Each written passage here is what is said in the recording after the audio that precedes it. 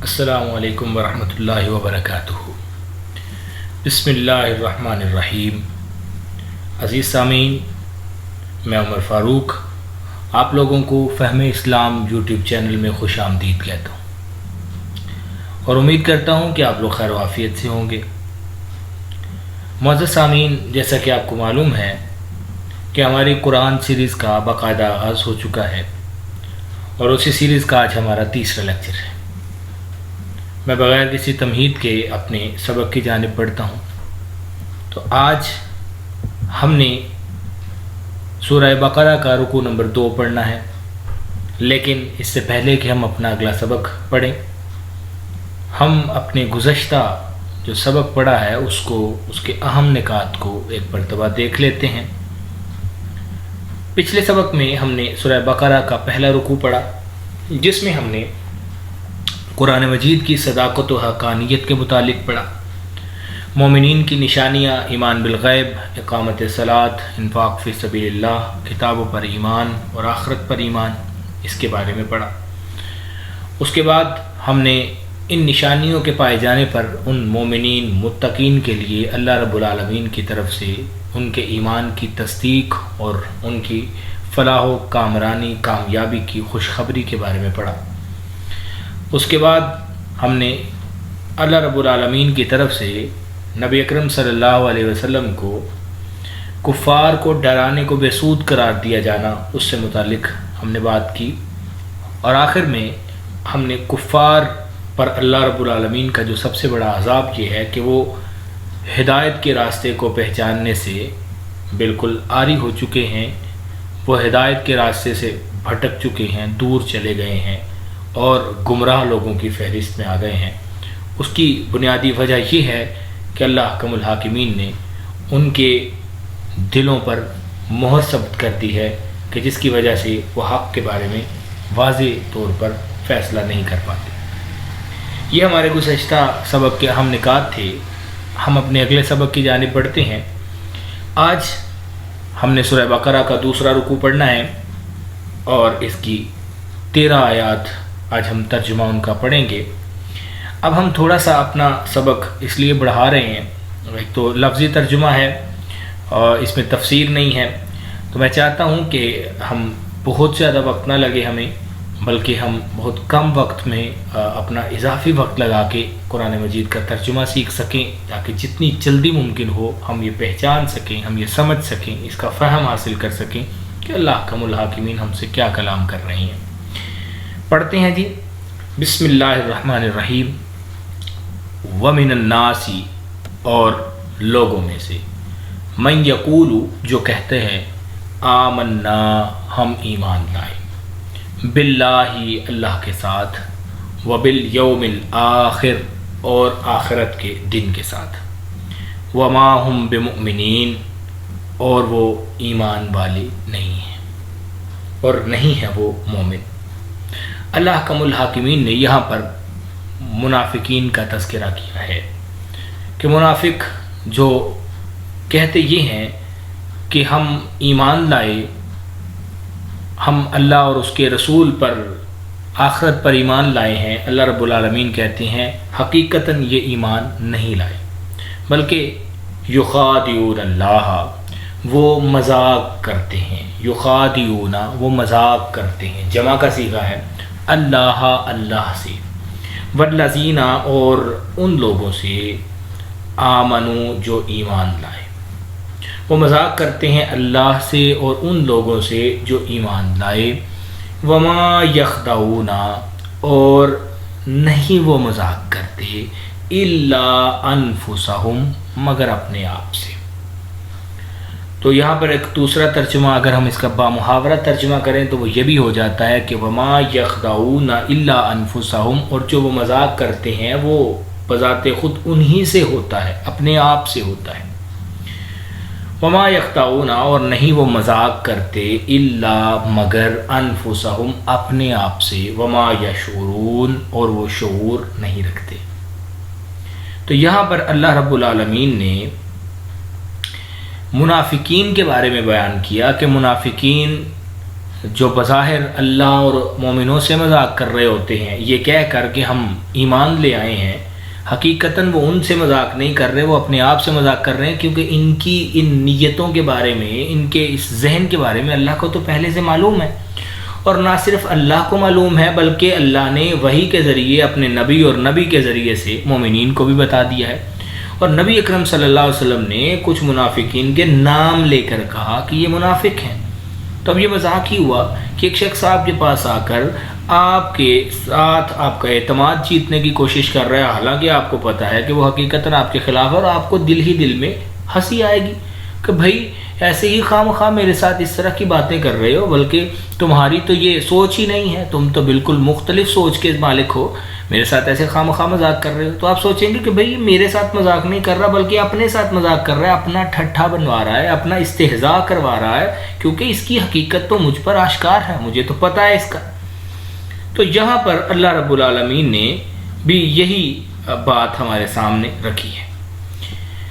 اس کے بعد فرمایا فی قلوبہم، ان کے دلوں میں مرض، بیماری ہے، فزادہم اللہ، بس اللہ نے زیادہ کر دیا ہے، ہم ان کو مرضا، بیماری میں، اللہ نے ان کی بیماری کو ان کے دلوں میں زیادہ کر دیا ہے، وَلَهُمْ، اور ان کے لیے عذاب، عذاب ہے، علیم، دردناک۔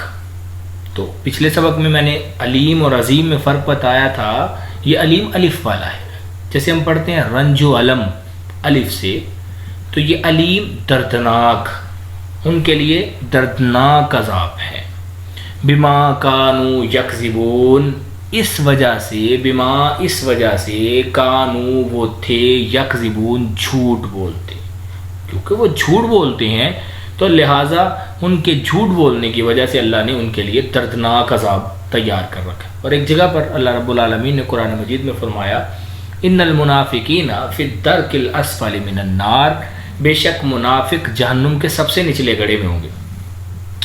وَإِذَا قِيلَ لَهُمْ، اور جب کہا گیا ان کو، لا تفسدوا، نہ تم فساد پھیلاؤ، اور جب کہا گیا ان سے نہ تم فساد کرو، فساد پھیلاؤ، فی الارض، زمین میں، جب ان سے کہا جاتا ہے، ان سے کہا گیا کہ زمین میں فساد نہ پھیلاؤ، کیونکہ منافقین کا جو اولین جو ان کا وتیرہ ہے وہ یہی ہے کہ وہ فساد پھیلاتے ہیں، کیونکہ اس کے علاوہ تو ان کو کچھ حاصل نہیں ہوتا، کیونکہ وہ کھل کر یک رنگ ہو کر تو کہیں پر بھی نہیں رہ سکتے، نہ کافروں کے ساتھ نہ مومنوں کے ساتھ، تو ان کو ملتا کیا ہے؟ ان کو فساد ملتا ہے۔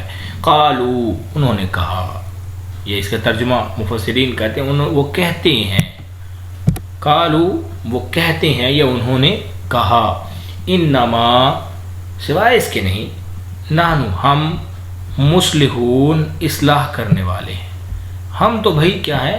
اصلاح کرنے والے ہیں، ہم تو اصلاح کرنے والے ہیں، ہم تو لوگوں کا بھلا کرنے والے ہیں، ہم تو لوگوں کو بہتر راستے کی طرف لے جانے والے ہیں۔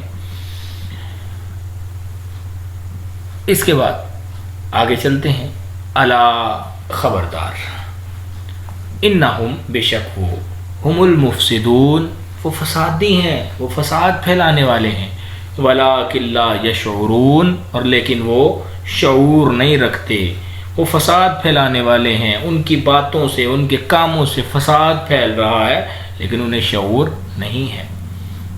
وَإِذَا قِيلَ لَهُمْ اور جب کہا گیا ان کو آمینو تم ایمان لاؤ، اب یہ آمینو یہ امر کا صیغہ ہے، حکم کا صیغہ ہے، ایک ہوتا ہے آمنو وہ ایمان لائے، یہ ماضی کا صیغہ ہے، تو آمنو یہ ماضی ہے اور آمینو یہ امر ہے۔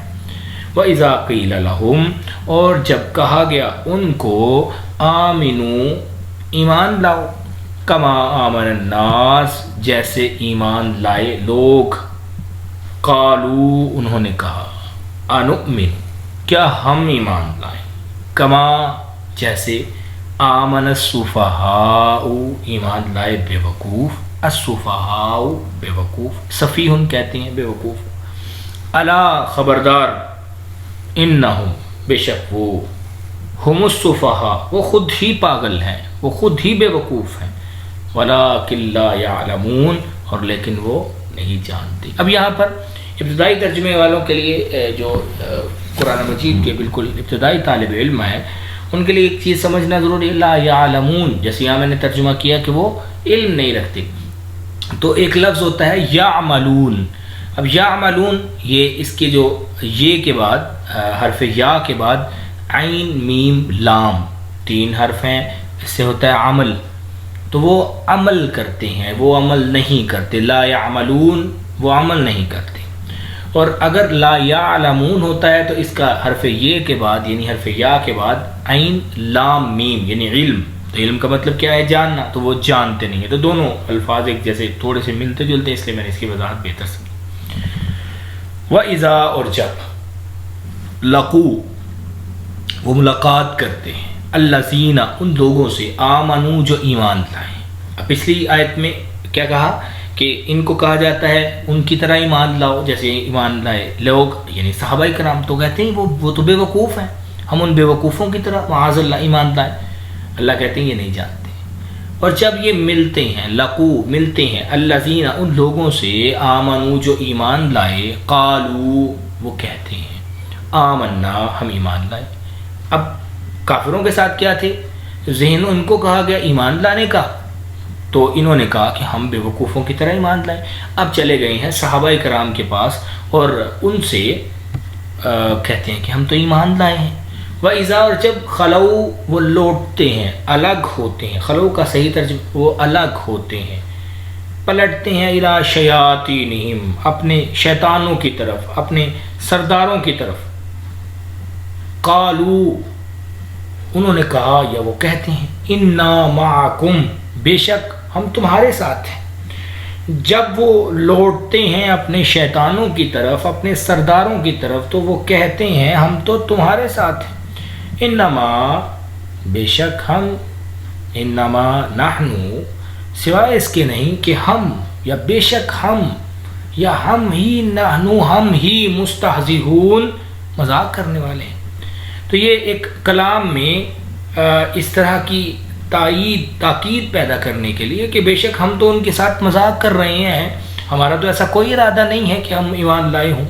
اور جب مومنوں سے ملتے ہیں، صحابہ کرام سے ملتے ہیں، اور تو وہاں پر کہتے ہیں کہ ہم تو ان کے ساتھ ایمان لے کر آئے ہیں۔ تو یہ ان کی ایک منافقت، ایک ان کا نفاق اللہ رب العالمین نے قرآن مجید میں واضح کیا ہے۔ اللہ، اب سارے معاملے کے بعد اللہ بتاتے ہیں کہ اللہ یستہزئ، اللہ مذاق کرتا ہے ان کے ساتھ۔ اللہ یستہزئ، اللہ مذاق کرتا ہے ان کے ساتھ، وَيَمُدُّ بِهِمْ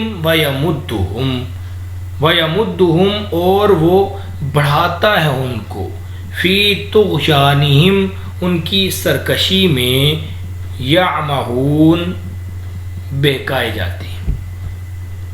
اللہ ان کو بڑھا دیتا ہے ان کی سرکشی میں، ان کے بہکاوے میں وہ بھٹکتے رہتے ہیں، اللہ ان کو ڈھیل دیتا رہتا ہے، وَيَمُدُّهُمْ، اللہ ان کو ڈھیل دیتا رہتا ہے، فی طغیانہم، ان کی سرکشی میں، یعمہون، وہ بھٹکتے رہتے ہیں۔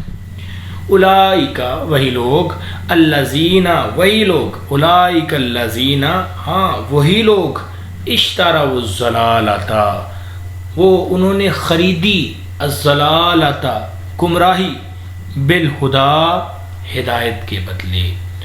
اللہ فرماتے ہیں کہ ان لوگوں نے جب یہ سارے کام سر انجام دیے تو ان لوگوں نے گمراہی خرید لی ہدایت کے بدلے۔ تو یہ وہی لوگ ہیں جنہوں نے گمراہی کو ہدایت کے بدلے خریدا ہے۔ فما ربحت، پس نہیں فائدہ دے گی، تجارتہم، ان کی تجارت، ان کا یہ خریدنا گمراہی کا، وما کانوا مہتدین، اور نہ یہ ہدایت پانے والے ہیں۔ مثلہم، ان کی مثال، مثلہم، ان کی مثال، کمثل الذی، ان لوگوں کی مثال کی طرح ہے، استوقد نارا، جس نے جلائی آگ۔ اب اللہ ان کی مثال دے رہے ہیں منافقین کی کہ ان کی مثال کیسی ہے، استوقد نارا، کہ جس نے جلائی آگ ایسے شخص کی طرح اس کی مثال ہے. فلما اضاءت، پس جب روشن ہو گئی، ما حولہ، جو اس کے ارد گرد ہے، ذہب اللہ، لے گیا اللہ، بنورہم، ان کی نور کو، ان کی روشنی کو اللہ نے سلب کر لیا، وترکہم، اور چھوڑ دیا ان کو، فی ظلمات، گمراہی میں، اندھیرے میں، لا یبصرون، وہ نہیں دیکھتے، وہ دیکھ نہیں سکتے، ان کی بصارت ختم ہو گئی ہے، انہیں کچھ سجائی نہیں دیتا. تو اللہ رب العالمین نے یہاں پر منافق کی مثال بیان کی ہے کہ ان لوگوں کی مثال ایسی ہے کہ جب ان کے ارد گرد سب کچھ روشن ہے، جو کہ صحابہ اکرام، نبی اکرم صلی اللہ علیہ وسلم نے سب کچھ ان لوگوں کے سامنے روز روشن کی طرح عیاں کر دیا ہے، تو اللہ نے ان سے ان سارے کے سارے حق کو، ان ساری اللہ کی نشانیوں کو دیکھنے کی صلاحیت کو ختم کر دیا ہے. سمن، یہ ترجمہ ذرا اس کا دھیان سے دیکھیے گا. سمن وہ بہرے ہیں، بکمن وہ گونگے ہیں، عمیٌ وہ اندھے ہیں.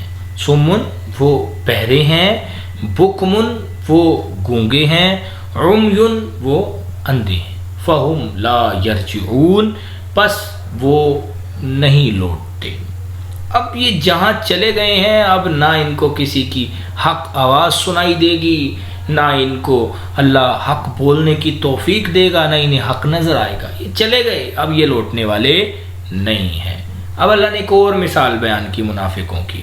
تو یہ پورا کا پورا رکوع اللہ نے منافقوں کے متعلق بیان کیا. کہا او کصیب، یا ایسی برسات کی طرح ہے، من السماء، جو آسمان سے ہوتی ہے، فیہ ظلمات، اس میں اندھیریاں ہیں، ورعد، اور گرج ہے، وبرق، اور بجلی ہے، یجعلون، وہ ڈالتے ہیں، اصابعہم، یجعلون کا ویسے ترجمہ ہوتا ہے بناتے ہیں، لیکن ظاہر ہے یہاں پر ہم نے جملے کو دیکھنا ہے. یجعلون وہ بناتے ہیں یا وہ ڈالتے ہیں، اصابعہم اپنی انگلیوں کو، اصابعہم ویسے پوروں کو کہتے ہیں، تو اپنی انگلیوں کے ان پوروں کو، فی آذانہم اپنے کانوں میں، من الصواعق حذر الموت، موت کے کڑکڑ، موت کی کڑکڑاہٹ سے، اس کے ڈر سے وہ اپنی انگلیاں کانوں میں ڈال لیتے ہیں. کس وجہ سے؟ موت کے ڈر سے. واللہ، اور اللہ تعالی، محیط گھیرنے والا ہے، بالکافرین، کافروں کو. تو یہ ان کی ایسی حالت ہو جاتی ہے کہ جب ان کے اوپر پھر اللہ تعالیٰ کوئی اس طرح کی چیز مسلط کرتا ہے تو پھر یہ موت سے ڈرتے ہیں. تو منافق کی ایک علامت یہ ہوتی ہے کہ منافق موت سے ڈرتا ہے. اسی لیے اللہ کے نبی صلی اللہ علیہ وسلم نے فرمایا کہ جو شخص جس کے دل میں ایک مرتبہ بھی جذبہ جہاد پیدا نہیں ہوتا تو منافق کی موت مرتا ہے. تو منافق کے اندر ایک خصوصیت یہ ہوتی ہے، خصوصیت تو نہیں کہیں گے، خیر خامی ہی ہے، لیکن اس کے لیے تو یہ خصوصیت ہوگی کہ وہ موت سے بہت ڈرتا ہے. تو جو شخص موت سے بہت ڈرتا ہے، اللہ رب العالمین پھر اس کی حالت کو، اس کے عالم کو، کیونکہ وہ نفاق کر کیوں رہا ہے، وہ منافقت کر کیوں رہا ہے، اس کی بنیادی وجہ یہ ہے کہ یا تو اس کو دنیاوی فوائد حاصل ہونے چاہیے، اس کو چاہیے، اور یا دوسری بنیادی وجہ وہ بھی اسی وجہ سے ہے کہ اس کو زندگی سے پیار ہے. تو اللہ تعالیٰ مختلف جگہوں پر یہ عادات یہود و نصارہ کی بھی بیان کریں گے، ہم اس کو انشاءاللہ جیسے ہی آگے چلیں گے وہاں پر ہم اس کو پڑھیں گے. واللہ، اور اللہ تعالیٰ، محیط گھیرنے والا ہے، بالکافرین، کافروں کو. یکاد البرق، قریب ہے بجلی، یخطف، وہ اچک لے، ابصارہم، ان کی آنکھوں کو، ان کی بصارت کو، کلما اضاء لہم، جب کبھی اضاء لہم، وہ روشنی کرتی ہیں اس پر، مشوا فیہ، وہ چلتے ہیں، فیہ، اس میں، وَإِذَا أَظْلَمَ، اور جب اندھیرا کرتی ہے، علیہم ان پر قامو وہ کھڑے ہو جاتے ہیں. یہ جو بجلی ہے یہ جو کڑک رہی ہے چمک رہی ہے یہ جب کڑکتی ہے جب اس کی وجہ سے روشنی ہوتی ہے تو چلنا شروع ہو جاتے ہیں. جب اللہ ان کے اوپر اندھیرے کر دیتا ہے پھر رک جاتے ہیں. وَلَوْ شَاءَ اللَّهُ اور اگر اللہ چاہتا لَذَهَبَ بِسَمْعِهِمْ اللہ لے جاتا ان کی سماعتوں کو بیکار کر دیتا. وَأَبْصَارِهِمْ اور ان کی آنکھوں کو بصارتوں کو دیکھنے کی حس کو اللہ بیکار کر دیتا. ان اللہ بے شک اللہ تعالی علی کل شیء قدیر ہر چیز پر قدرت رکھنے والا ہے. تو یہاں پر اللہ رب العالمین نے منافقین کے بارے میں دو مثالیں اللہ رب العالمین نے بیان کی. پہلی جو مثال ہے اس میں منافقین کے بارے میں فرمایا کہ جو دل میں قطعی منکر تھے اور کسی غرض و مصلحت سے مسلمان ہوئے تھے. اور دوسری مثال میں ان منافقین کے بارے میں بیان کیا کہ جو شک اور تذبذب میں ہے یعنی کبھی روشنی ہوئی تو چل پڑے اندھیرا ہوا تو کھڑے ہو گئے تذبذب میں ہے اور ایمان ان کا ضعیف ہے کمزور ہے.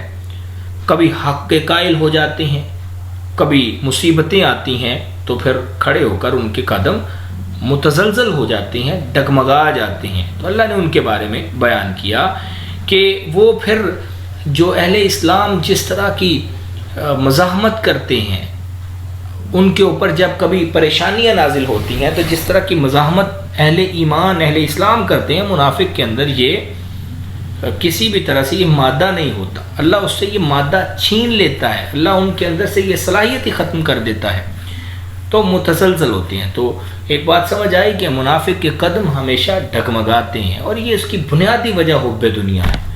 جب دنیا کی محبت اتنی زیادہ بڑھ جائے اس لیے اللہ کے نبی صلی اللہ علیہ وسلم نے فرمایا کہ تمہاری ساری کی ساری جو محبتیں ہیں ان کا محور وہ میں ہوں. یعنی نبی اکرم صلی اللہ علیہ وسلم نے فرمایا کہ تمہاری ساری کی ساری محبتوں کا محور میں ہونا چاہیے. یعنی تم اس چیز کو دیکھو جو میں تمہارے پاس لے کر آیا ہوں پھر اپنی زندگیوں کو جیسے مرضی گزارو لیکن اس چیز کے تابع. اور فرمایا کہ اگر تمہاری جو ساری کی ساری زندگیاں ہیں وہ اس چیز کے تابع نہ ہو جائیں جو میں لے کر آیا ہوں تو پھر تمہارے ایمان کا فائدہ کوئی نہیں. یہ ایمان نہیں ہے کہ تم اپنی مرضی سے کتاب کے کچھ حصے پر عمل کر لو کچھ حصے سے تم بغاوت اللہ رب العالمین کے سامنے کرو. اچھا جی اس کے بعد ہم چلتے ہیں جی سبق کے اہم نکات کی جانب جو ہم نے اس میں پڑھا. ایک تو منافق کی اقسام ہے اعتقادی منافق ہوتا ہے اور ایک عملی منافق. اعتقادی منافق وہ ہیں جو عقیدے کے اعتبار سے جن کی یہاں پر اللہ نے بات کی. اچھا یہاں پر اللہ کے نبی صلی اللہ علیہ وسلم کو کچھ منافقین کے بارے میں بتا دیا گیا تھا لہٰذا ان کے بارے میں تو فائنل ہو جاتا ہے سمجھ آ جاتی ہے. ہاں لیکن آج ظاہر ہے ہم میں سے اگر کوئی بھی شخص کسی کے اندر چھوٹی سی خامی دیکھ کر اس کو منافق کہنا شروع ہو جائے گا تو یہ فتنے کا باعث ہے. تو لہٰذا علماء اس چیز کی اجازت نہیں دیتے کہ آپ ایسے خواہ. تو بھائی ہمارے یہاں پر منافق کا فتویٰ تو ایک دور کی بات ہم تو سیدھا کفر کا فتویٰ لگاتے ہیں. تو ہمیں اس چیز سے گریز کرنا چاہیے اپنے ایمانوں کی فکر کرنی چاہیے کیونکہ ایسا نہ ہو کہ ہم کیونکہ یہ بہت ہی مستند ذرائع سے جو معاملات ہوتے ہیں وہاں پر یہ چیزیں جو ہیں وہ ڈیل کی جاتی ہیں. تو ہر غیر ہر شخص کو بے شک اس نے قرآن پڑھ لیا ہے بے شک اس نے تفاسیر کا مطالعہ کر لیا لیکن اپنے ایمان کو بچاتے ہوئے ایسے ہی خواہ کسی کے اوپر نفاق کا یا اسی طرح سے کفر کا فتویٰ لگانا یہ کسی طور پہ جو نہ ہمیں اس کی اجازت شریعت دیتی ہے نہ ہمیں اخلاقیات سماجیات ہمیں اس چیز کی اجازت دیتی ہیں. عملی منافق کے بارے میں اللہ کے نبی صلی اللہ علیہ وسلم نے بے شمار نشانیاں بیان کی. وَإِذَا وَعَدَ أَخْلَفَ فرمایا جب وہ وعدہ کرتا ہے تو خلاف ورزی کرتا ہے. اذا حدث کذب جب وہ بات کرتا ہے جھوٹ بولتا ہے. تو اس طرح کی واذا اؤتمن خان اور جب امانت رکھی جاتی ہے تو خیانت کرتا ہے. اس طرح کی بے شمار اللہ کے نبی صلی اللہ علیہ وسلم نے نشانیاں بیان کی. تو ہمیں دیکھنا چاہیے کہ کہیں پر ہم یہ عملی منافقت کا مظاہرہ تو نہیں کر رہے.